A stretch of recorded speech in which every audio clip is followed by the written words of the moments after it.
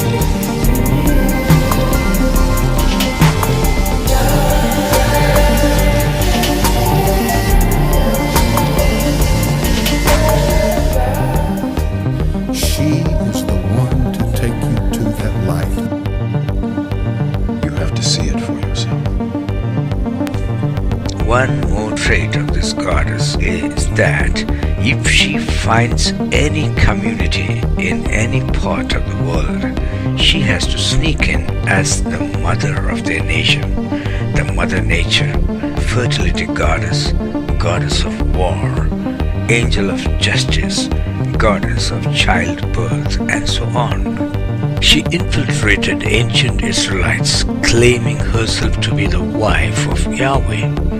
So many artifacts have been unearthed in Israel with inscriptions claiming that she is the wife of Yahweh. Prophets warned the Israelites to keep away from her. Because of their refusal to heed the warning, God allowed the Assyrians and the Babylonians to take them away as captives. Sumerians called her Ishtar, and Ishtar is the Queen Semiramis. Was being worshipped as Durga, Kali, and by many other names, just like in Ishtar temples of Sumer, and they are taught to sing the same vulgar songs the temple prostitutes of Sumer used to sing to their devotees even today. She performed the same deception in Egypt as well. Egyptians were worshipping their ancestral queen Isis as a deity. She stepped in there, claiming that she is Isis. Who do you think that light is?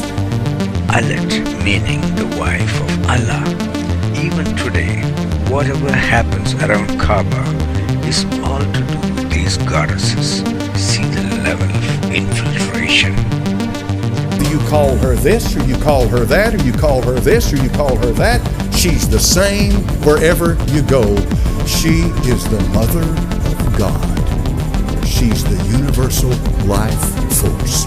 Satan is very good at accommodating whatever culture, whatever age, whatever climate you happen to be in. May never to him. He's very good at accommodating it. What I simply mean by that is he'll make you feel comfortable wherever you live in accepting his religion.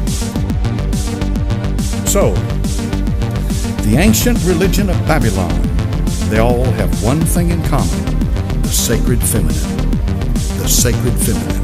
The sacred feminine. Ishtar the Babylonians, Tyre the Buddhism, Fatima the Muhammad, Sophia the Gnostics, Shekinah to the Kabbalist Jew, Mary to the Catholic, and Shakti to the Hindu.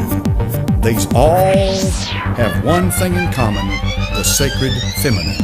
And the sacred feminine is going to take you back to the source of light. Because the light that resides in that place that Plato talked about, you need a path to get back to that light. Listen, this is important. She is the one to take you to that light. Now, I'm going to give you a guess. Tell me this morning, who do you think that light is? You remember what this subject's all about? Lucifer. When you go to church. Now to Rome. In the 4th century, Rome became Christian. She sneaked in there as well with the guise of Mary. Mary was never worshipped by Christians before the 4th century. Our next stop is the United States of America. When the Puritans came to America in the 17th century, they dressed like this. Now, with her clever suggestion and a bit of motivation, she made them take off their clothes too.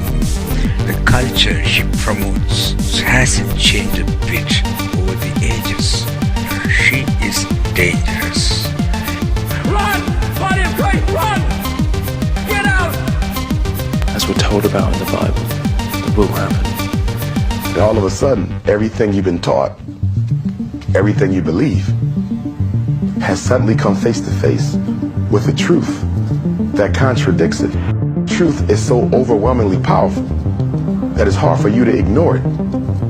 But in confronting this truth, it upsets the internal belief system upon which your life has functioned. It's when you've been raised in a certain religion or a certain political ideology, and someone brings you a morsel of truth that shocks the hell out of your internal intellectual belief system. And the truth they gave you was so powerful that it disrupted and uprooted almost everything you believe. Your ego in your mind automatically begins to try to find a way to shoot down the truth that you just heard. But because your spirit is telling you that this was the truth, your ego and mind is not doing a good enough job to shoot down that new information that is making it hard for you to remain a consistent adherent to that which you were previously told to believe.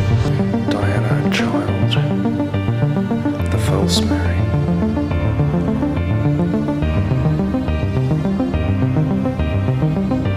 Oh my goodness. And once again, you see IXXI, which is Roman numerals for 9/11, on the cup.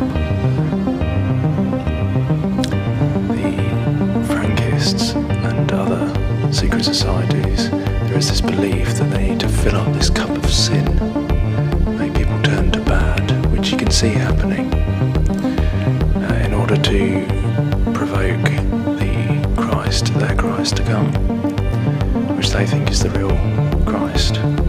But that's their belief. They believe they need to fill up this cup of filth, this cup of abomination.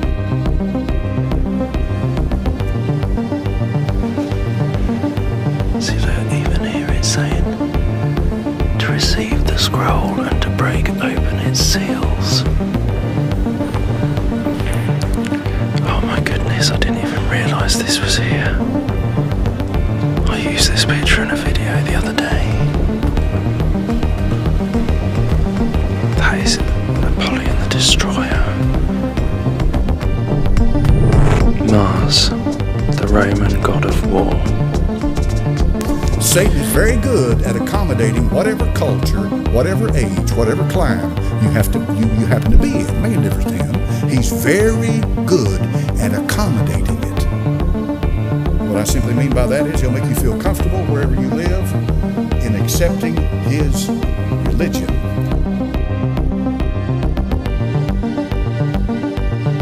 Nimrod, the sun god, was known as Mithra in Persia, Sol in Rome, Ra or Horus in Egypt, and Apollo in Greece.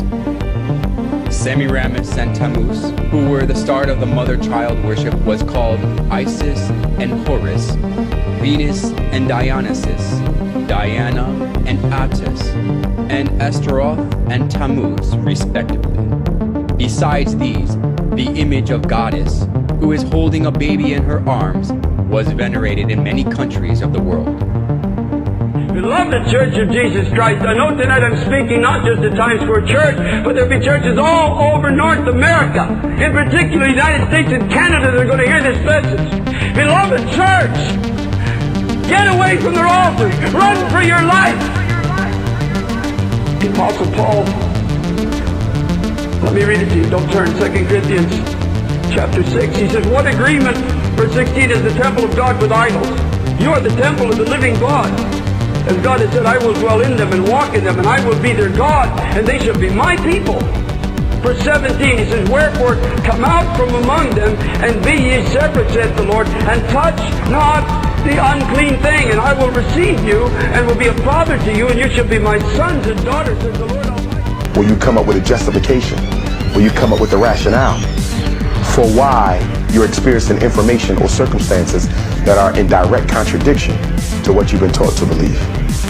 What better way than this to deceive a bunch of gullible humans?